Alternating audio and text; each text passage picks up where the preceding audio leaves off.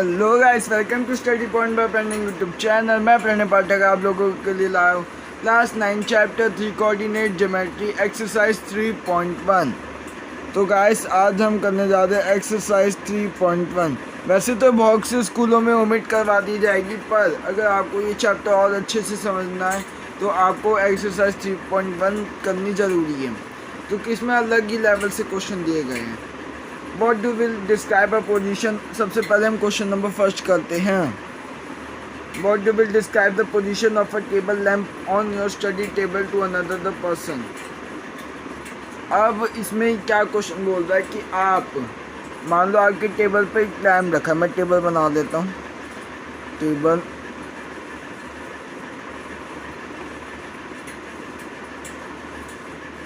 ये टेबल है, ठीक है। इस पे रखा है एक लैम्प।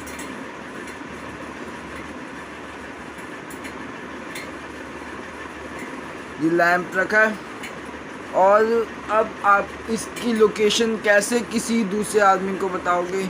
वैसे तो ऐसे इस तरह से लोकेशन कोऑर्डिनेट ज्योमेट्री के फॉर्म में लोकेशन हम जैसे कि डिवाइसेस या कोई भी मतलब कंप्यूटर सिस्टम को ही बताते हैं। तो कंप्यूटर सिस्टम को बताने के लिए कि ह्यूमन थिंग्स कहाँ रखी हैं, तो उस वे में इस तरह से कोऑर्डिनेट ज्योमेट्री का इस्तेमाल किया जाता है। तो आप तो दो रास्ते से बता सकते हो, एक तो इस साइड से, एक तो इस साइड से। अगर आप इस साइड से बताओगे तो ये जो बड़ी वाली लाइन है इसको हम देते हैं एल, लॉन्ग रेंज पहले आएगी, लॉन्ग रेंज पहले फिर शॉर्ट रेंज बाद में। अगर इस साइड से बताते हो तो पहले शॉर्ट रेंज बताओगे फिर लॉन्ग रेंज बताओगे, मतलब कि पहले तो शॉर्ट रेंज का डिस्टेंस बताओगे फिर लॉन्ग रेंज का डिस्टेंस बताओगे, ऐसे ही बताओगे ना। तो ऐसे ही आपको इसमें आंसर लिखना है। मतलब कि अब मान लो लॉन्ग रेंज से लैम्प का डिस्टेंस 30 सेंटीमीटर है। लॉन्ग रेंज से मैं ऐसे लिख देता हूँ, लॉन्ग रेंज से 30 मीटर है, 30 सेंटीमीटर सॉरी।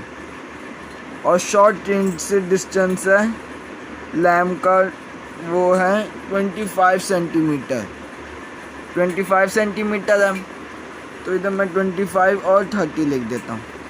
तो आपके पास तो दो ऑप्शन है, या तो पहले S R comma L R बताओ, या तो L R comma S R बताओ। आप पे ऑप्शनल है ये, इन दोनों में से आप कोई सा भी लिख सकते हो, इन दोनों में से लिख सकते हो। आपको कुछ सेंटेंसेस लिखने पड़ेंगे। अगर आप अपनी उसके पीछे जाओगे, आंसर्स पर जाओगे, अपनी बुक के आंसर्स पर, तो आपको पूरा लिखा मिलेगा। तो आप उससे देखकर आप लोग लिख सकते हो। मैं इस पे नहीं लिख रहा क्योंकि आपको मतलब फिर टाइम वेस्ट होगा। कुछ नहीं, मैंने समझा दिया कि इसमें बताया कैसे गया है। अगर कोई भी मान लो कंप्यूटर डिवाइस में ही आपको इसकी लोकेशन डालनी है, तो आप कंप्यूटर डिवाइस को पहले लॉन्ग रेंज का डिस्टेंस फिर शॉर्ट रेंज का डिस्टेंस बताओगे, तो कंप्यूटर डिवाइस उसे आसानी से पकड़ लेगा। पर आप उसे सिर्फ लॉन्ग रेंज का डिस्टेंस बताओगे तो कहीं भी पकड़ सकता है। उधर लॉन्ग रेंज का डिस्टेंस वो इधर भी पकड़ सकता है। तो आपने जब उसे लॉन्ग रेंज और शॉर्ट रेंज दोनों बता दी तो वो उसने आसानी से पता कर लिया। जिधर ये दोनों मीट होगी उस साइड ही लैम्प होगा, ठीक है। तो ऐसे कंप्यूटर डिवाइस पता करता है। अब बात करते हैं क्वेश्चन नंबर 2 की। वैसे तो क्वेश्चन नंबर 2 अगर आप पढ़ने बैठोगे तो बहुत बड़ा लगेगा आपको, पर सिर्फ उसमें जो फिगर है ना उसको एक्सप्लेन करने में इन्होंने बहुत टाइम लगा दिया है। तो गाइस ये हमारा क्वेश्चन नंबर 2 का स्ट्रक्चर। क्वेश्चन नंबर 2 हमारा ऐसे बनेगा। अब मैं आपको क्वेश्चन पढ़ के समझा देता हूँ कि क्वेश्चन में आकर लिखा क्या है। स्ट्रीट प्लान है ये, पहले मैं आपको बता दूँ, ये स्ट्रीट प्लान है, ये एक तरह का मॉडल है, ठीक है। A city has 2 main roads which across each other at the centre of the city. City के पास 2 मेन रोड्स हैं, एक ये और एक ये। मैंने दोनों पर रोड्स लिख रखे हैं, ठीक है। और ये नॉर्थ है, ये साउथ है, ये वेस्ट है और ये ईस्ट है, ठीक है। These 2 roads are along north south direction and east west direction। ये जो टू रोड्स है ये एक नॉर्थ साउथ की डायरेक्शन में होगी और एक ईस्ट वेस्ट की डायरेक्शन में होगी। All the road streets of the city parallel to the roads and are 200 meter apart. There are 5 streets in each direction. Using 1 centimeter is equals to 200 meter. Draw a model of the city on the notebook. Represent the road streets by a single lines. ठीक है, अब इसमें क्या बोला गया है कि आप एक ऐसी स्ट्रीट्स बनाओ, मतलब कि एक स्ट्रीट दूसरी स्ट्रीट के पैरेलल हो, हॉरिजॉन्टली और वर्टिकली। तो देखो मैंने एक रोड के पैरेलल है 5 स्ट्रीट्स, ऐसे ये पैरेलल है रोड्स के, ठीक है।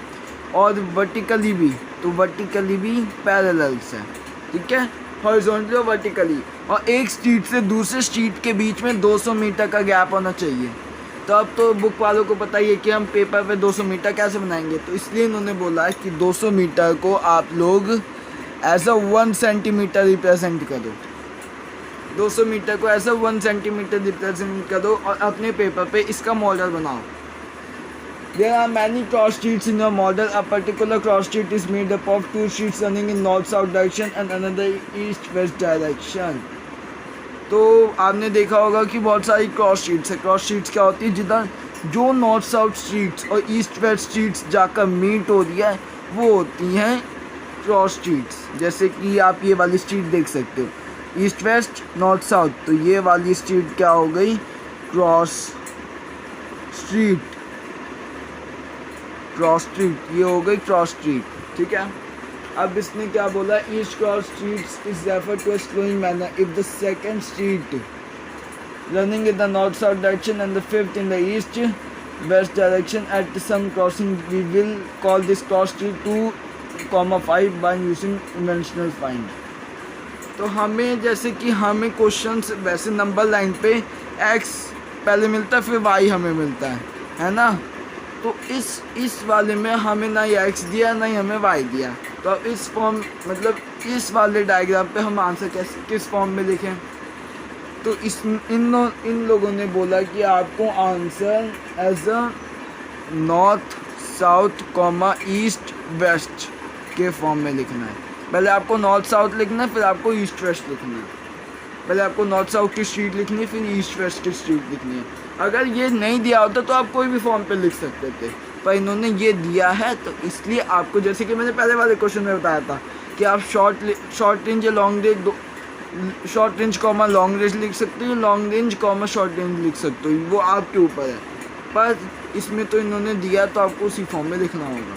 और बोला है 2,5, चल 2,5 बोला, तो चलो 2,5 को लोकेट करके दिखाते हैं हम लोग। तो गैस 2 तो हमारा लगेगा नॉर्थ और साउथ वाला, तो ये रहा हमारा स्ट्रीट 2, ठीक है। और 5 हमारा ये रहा, तो हम 5 भी हमारा ये रहा स्ट्रीट 5, तो ये हमारा लगेगा 2,5 एज अ 2,5, ठीक है। अब इसमें फर्स्ट क्वेश्चन में क्या बोला है, 4,3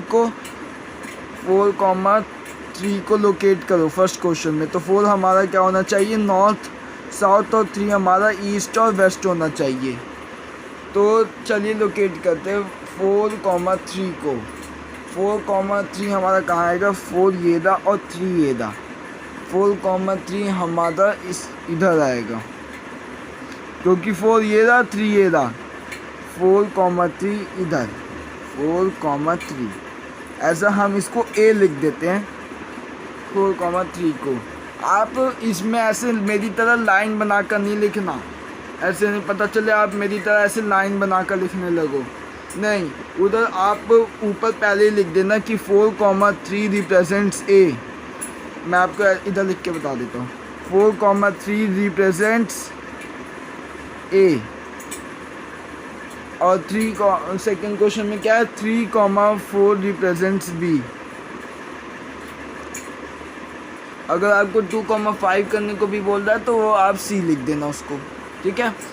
तो ऐसे है, और उधर को लोकेट कर आपको ए भी लिख देना। ऐसे मैं भी आपको 3,4 करके बता दूँ। 3,4 आपका लग जाएगा इधर, क्योंकि देखो स्ट्रीट 3 और स्ट्रीट 4, ये आपको बी, ऐसे बी लिख देना है, ना ही मैंने इधर 3,4 लिखा है। ये तो मैंने आपको समझाने के लिए ऐसे लाइंस बना दी है। आप इसमें लाइंस बिल्कुल भी नहीं बनाओगे, फेयर कॉपी में भी और को एग्ज़ाम में भी, ठीक है। आपको लाइंस बिल्कुल भी नहीं बनानी है। तो guys, thank you for watching this video. If you like this video, please press like button and subscribe my channel and press the bell icon. Whenever I will upload a video, you get a notification on the mobile. Thanks for watching.